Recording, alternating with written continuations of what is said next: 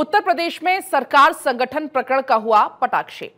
योगी आदित्यनाथ ही बने रहेंगे मुख्यमंत्री। 2027 का चुनाव लड़ा जाएगा योगी के नेतृत्व में ही।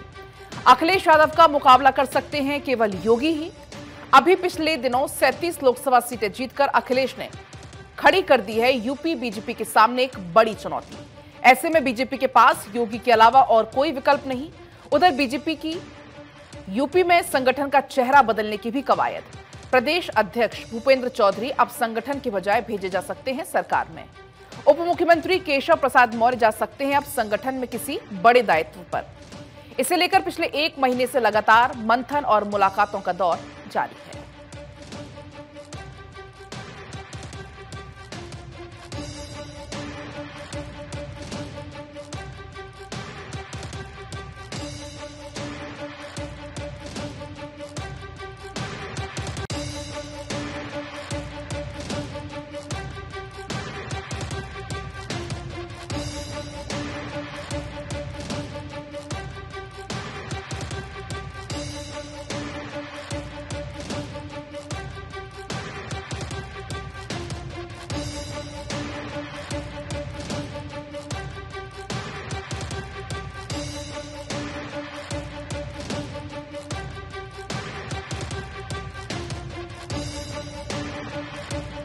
यहां पर हुआ है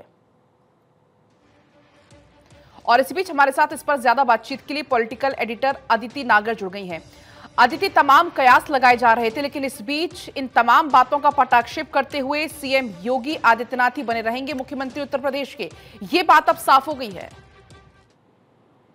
सूत्रों के हवाले से यही जानकारी मिल रही है कि जाहिर तौर पे जिस तरीके से उत्तर प्रदेश का मुकाबला और ज्यादा रोचक हो गया है, पिछले दिनों चर्चाएं हुई थी उपचुनाव को लेकर, और जब केशव प्रसाद मौर्य की दिल्ली में आला नेताओं से मुलाकात होने के बाद और उनके ट्वीट आने के बाद तमाम तरीके की अटकलें भी लगाई जा रही थी, और अटकलें इस स्तर पर थी कि कहीं ना कहीं नेतृत्व परिवर्तन जैसी स्थिति पैदा हो सकती है।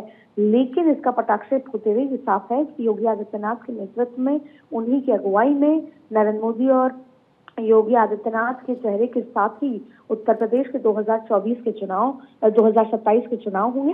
देखिए, सबसे महत्वपूर्ण बात यह है कि जिस तरीके से नतीजे आने के बाद कई संगठन के अंदर जाहिर तौर पे खींचतान, बयानबाजी, अंदरूनी बातचीत, अंडर द कार्पेट टॉक्स, ये सब शुरू हो चुकी थी, जिसमें अलग अलग तरह से, जहां भाजपा में एक तरफ खींचतान थी, वहीं अब ये देखना था कि कैसे अखिलेश यादव और राहुल गांधी की जोड़ी में भी सेंधमारी करनी है।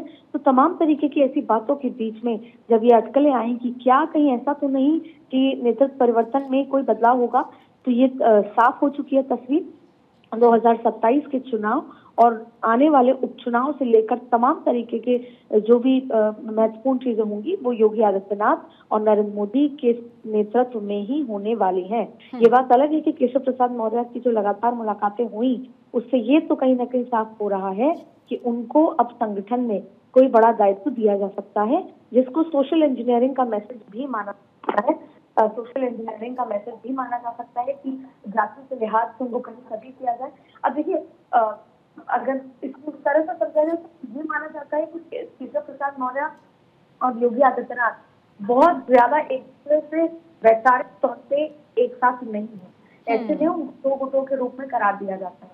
लेकिन ये बात साफ है कि योगी आदित्यनाथ ने जिस तरीके से पिछले 2 बार उत्तर प्रदेश को एक अलग पहचान, एक अलग तरीके से विकास का मॉडल और खास तौर पर लॉ एंड ऑर्डर के मामले में जो एक लोहा साबित किया है, योगी आदित्यनाथ के बिना आने वाले समय में उत्तर प्रदेश में जो पौड़ी है वो नहीं पार की जा सकती, और उसके लिए नरेंद्र मोदी और योगी आदित्यनाथ के नेतृत्व की जरूरत जो जनता है उनको और संगठन दोनों को भी जरूरत है। तो अदिति, क्या माना जाए, यूपी बीजेपी में अंदर खाने सब कुछ ऑल इज वेल है, सब कुछ ठीक चल रहा है? क्योंकि दिल्ली में जब मुलाकात हुई इसके बाद से हलचल बहुत ज्यादा तेज हो गई है, दिल्ली से लेकर यूपी तक। बिल्कुल, केशव प्रसाद मौर्य के नाम को लेकर तमाम लंबे समय से हलचल है, खासतौर से 4 जून के नतीजों के बाद से ये चर्चा थी कि राष्ट्रीय अध्यक्ष बदले जा सकते हैं। और देखिए, कई बार ऐसा होता है कि उत्तर प्रदेश का जो मुख्यमंत्री है वो अपने आप बहुत बड़ी भूमिका रखता है। इसको अगर आप प्रैक्टिकली समझेंगे तो अगर राष्ट्रीय अध्यक्ष भी उत्तर प्रदेश से हो तो फिर तमाम तरीके की चीजें किस तरीके से क्या किया जाए। तो ऐसे में केशव प्रसाद मौर्य का जो दौरा है वो अपने आप में बहुत सारी अंदरूनी चर्चाओं को जगह देता है।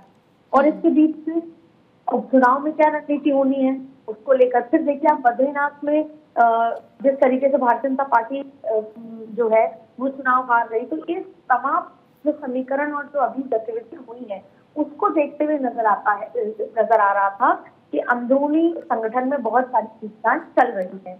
लेकिन अब ये साफ हो गया है कि कोई नेतृत्व परिवर्तन जैसी चीजें नहीं है। हाँ, ये बात सही है कि भारतीय जनता पार्टी संगठन को, और न सिर्फ उत्तर प्रदेश के, हर राज्य के संगठन में कसावट, हर राज्य के संगठन में बैठकों का दौर, हर राज्य के संगठन में कुछ बदलाव, ये तमाम चीजें देखने को मिल रही है।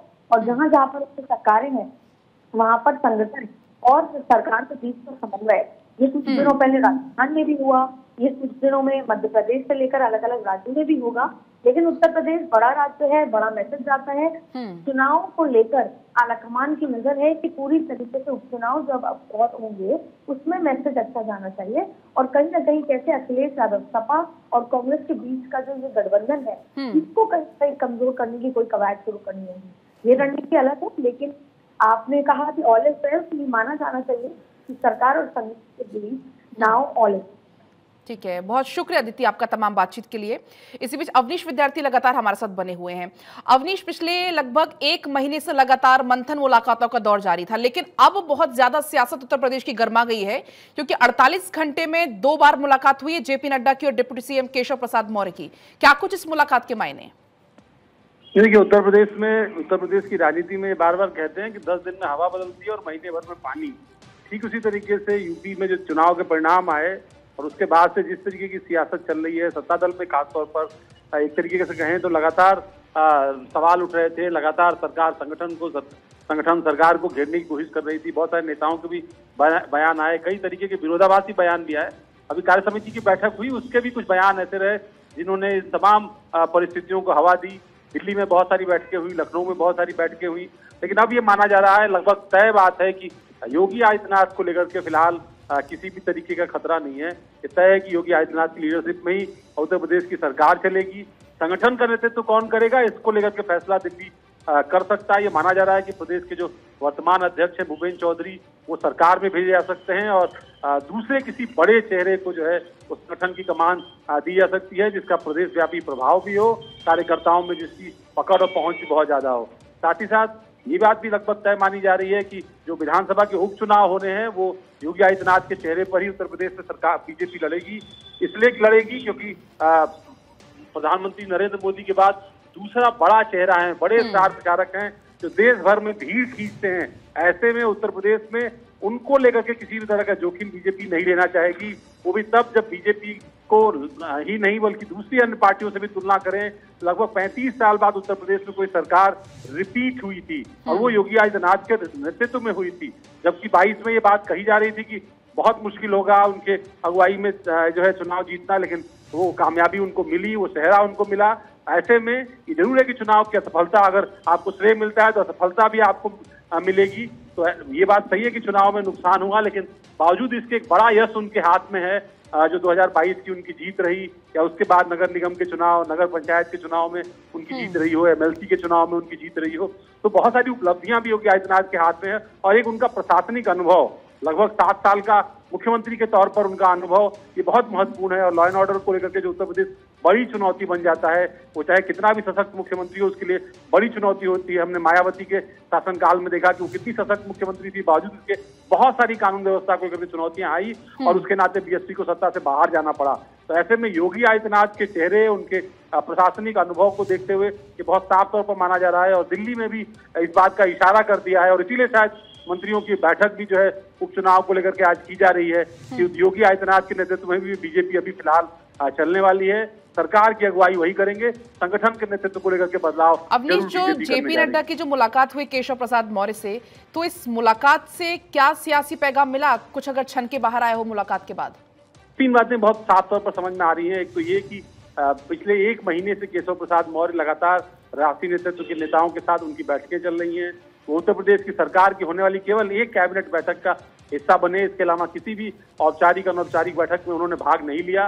सीधे कार्य समिति की बैठक में उन्होंने जरूर भाग लिया था, लेकिन ये बात बार बार आ रही थी सामने कि उनका नाम कार्यवाहक राष्ट्रीय अध्यक्ष या राष्ट्रीय अध्यक्ष के तौर पर जो है वो चर्चा में चल रहा है। साथ ही साथ चूंकि उत्तर प्रदेश में जो है प्रदेश अध्यक्ष की कुर्सी भी कहीं ना कहीं एक तरीके से माना जा रहा था कि जाना तय है, तो नए अध्यक्ष के तौर पर भी, चूंकि पहले वो 2017 में अध्यक्ष रह चुके थे, उनके नेतृत्व में उत्तर प्रदेश में बीजेपी की सफलता मिली थी। तो ऐसे में 27 में एक बार फिर सशक्त चेहरा जो है वो लीडर हो संगठन का, इस बात की दरकार पार्टी को है, कार्यकर्ताओं को उत्तर प्रदेश में है।